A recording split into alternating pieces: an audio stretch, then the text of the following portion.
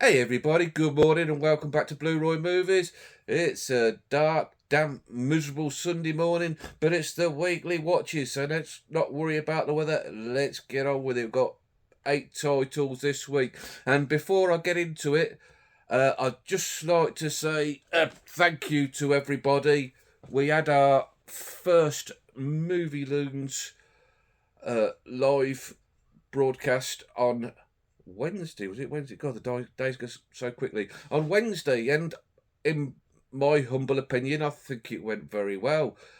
We had a good time. We had some good fun. We had some good laughs, which is all about. And just thanks to everybody who got involved. We had some great questions, and you just made it a great night. Now we're going again. We're going again tomorrow night, Monday. What's the date tonight? Today, Monday the 10th, 7:30 in the evening UK time. Again, it'll be on Ollie's channel, and there'll be myself, Ollie, obviously, Sammy G again, and this time I think we're being joined by Tim Cole. So it should be a good time. Again, it should be great. So again, if any of you could just spare any time at all whatsoever, we'd all really appreciate it, because we're just finding our feet, and yeah, so the support would be fantastic. I'll put a link again down to Ollie's channel, if it behaves itself, down below there.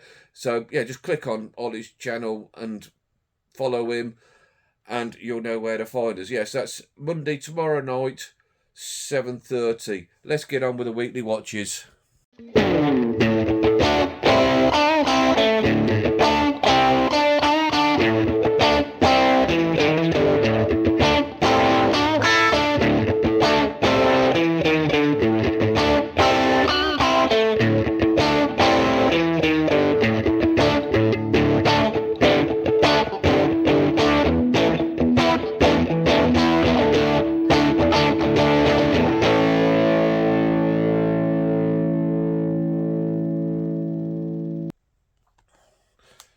I started the week and ended my 4K journey back through the Bourne films with Jason Bourne. And I remember I've seen this before and quite liked it, but you know what? I really enjoyed it this time. It picks up a few years after the Bourne legacy, and it has Bourne regular Julia Stiles. She has some more information on Treadstone and all that to give to Jason Bourne, so she arranges to meet up with him to give him the information, but this draws Bourne back into the spotlight of the organisations, and it's pretty much a cut and paste of the other films of Bourne trying to escape and keep ahead of them and keep his life. Yeah, we've seen it all before in the series, but I just really enjoyed it. It's great action. Got Vincent Cassel in there. I love Vincent Cassel. It was great chase at the end and fight with Vincent Cassel. And you know what? I think Cassel would have him in real life. Cassel's a badass, and I think he'd kick Matt Damon's ass, not the other way around. Yeah, Bourne, really good. Good fitting end to it. I think it's run its course now. I don't think there's need for any more. Maybe Damon's getting a bit long in the tooth, so draw a line underneath it. A series I really enjoyed, all 5 films. Next up, directed by Terence Young, was Red Sun, and another film I really enjoyed. Really good cast. Charlie Bronson, Bond girl Ursula Andress, favourite of mine Toshiro Mifune, and Alain Delon. This is about Bronson and Alain Delon. They're in a gang of bandits, and they arrange to rob this train. And on this train, travelling through America, I think it's on its way to Washington, is sort of like the Japanese ambassador and his samurai protectors. So the guys rob the train, and they steal this priceless samurai sword. And Charles Bronson's character, he gets the gang do the double dirty on him and leave him behind. So he teams up with Toshiro Mifune, and on the way pick up Ursula Andress to try and get the priceless samurai sword back. Yeah, really great fun. Really enjoyed this. Stupid action. Well, when I say stupid action, I don't mean stupid. Really good fun action. I do like Mifune, and he's on top form in this. Worked really well with Bronson, and Alan Delon. He played a really good villain in this. Really chewing the scenery was. Yeah, I've not heard of this before. It come out recently. I managed to pick up a copy quite cheap. Yeah, really good fun. Good one. Next up, and this one wasn't so good, I'm afraid.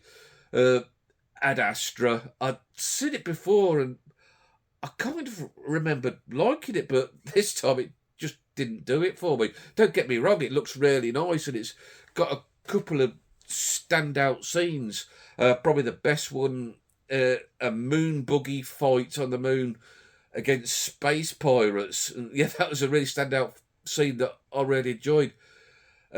But the rest of it, God, it's about Brad Pitt is an astronaut and his dad is this legendary astronaut who went missing years ago on a mission to the edge of the universe, and now this missing ship has sort of re-emerged and it's threatening the future of the world, and Pitt's got to go and see if his dad's still there and try to save the world, but it was just so bloody boring, and Pitt does this monologue all the way through it that really did my head of him self-profanicate. Oh, no, it just didn't do it for me this time.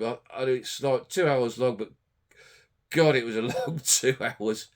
Not one I can see myself returning to anytime soon, I'm afraid. Yeah, Ad Astra definitely wasn't for me this time. It's strange how films like change from viewing to viewing. Maybe if I was to watch it again, I'd enjoy it. Who knows? But I'm not going to hold my breath, I'm afraid. Next up, I watched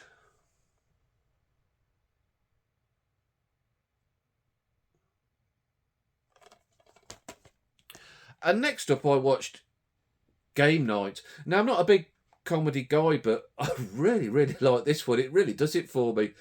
Just brilliant fun, starring Rachel McAdams, Jason Bateman, and Jesse Plemons is in it, who always steals the show for me. Jesse Plemons, I love him in everything he does. This is about this couple here. They have these game nights and invite their friends, and it's always competitive. These two are probably the most competitive couple you'll ever meet. And Kyle Chandler, who plays Jason Bateman's brother, turns up on the scene, and he's this successful businessman who everybody loves, who Bateman is always like in the shadow of, and has been striving to be like his brother all this time. And his brother hosts the game night where he does this murder mystery. But the murder mystery turns all too serious when it turns from murder for real. And at first, nobody realises that it's gone for real and think it's all part of the game. And hilarity ensues. Yeah, just a wonderful, funny time. I mean, I must have watched this film 4 or 5 times now, and it doesn't get any more boring for me. I just love it. It just touches something right in the right spot for me. And like I say, yeah, not the biggest comedy guy, but that's one of my favourites. Yeah, brilliant stuff. Next up, I delve back into the Clint Eastwood Dirty Harry collection for a first time watch, believe it or not, yes indeed, of Magnum Force. Now, whilst this wasn't as good as Dirty Harry in my humble opinion, it was still a really good time. This follows Harry this time on the trail of some policemen who have gone rogue and gone vigilante. They're some motorcycle cops, and instead of arresting the suspects, they're going out and killing them. Now, I like films like this because it makes you think. Partly, I was on the side of the motorcycle cops. Takes a lot of taxpayers' money away from the situation. You don't have to bring these bad guys to trial. You don't have to pay to imprison them and feed them for however long their prison terms are going to be. Just wipe them out with a single bullet.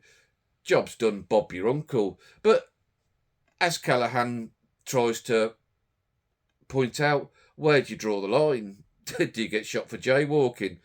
Do you get shot for littering? Do you get shot for unsubscribing from the Blu-Roy Movies channel? Well, obviously, yes, you do. But yeah, there's moral points to it. But really, really good. Really enjoyed it.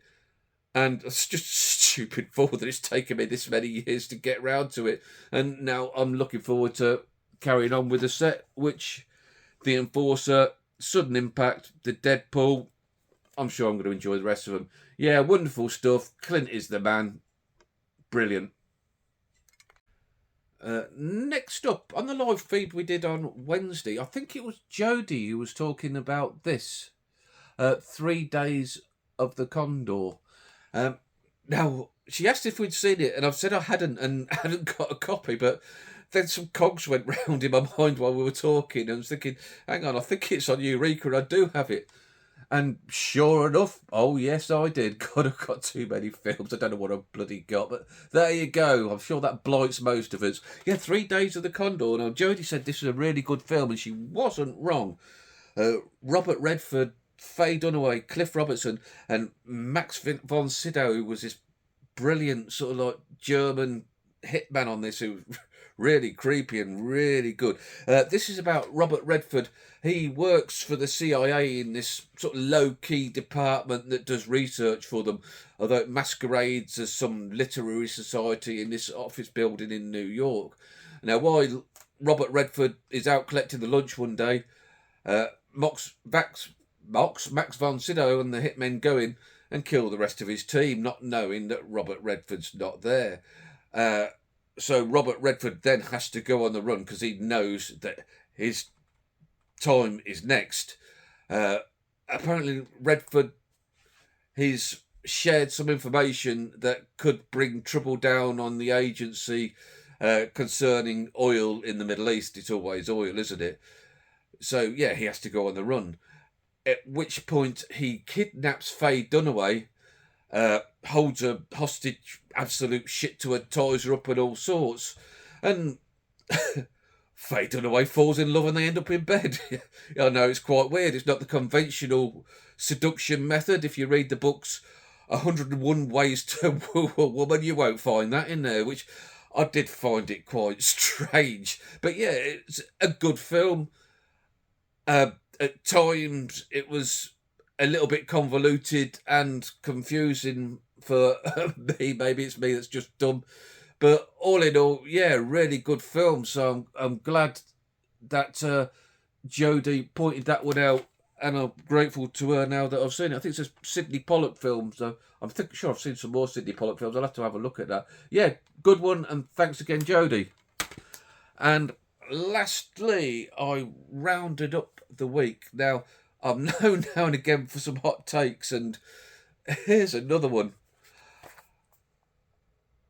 Grand Prix 1966.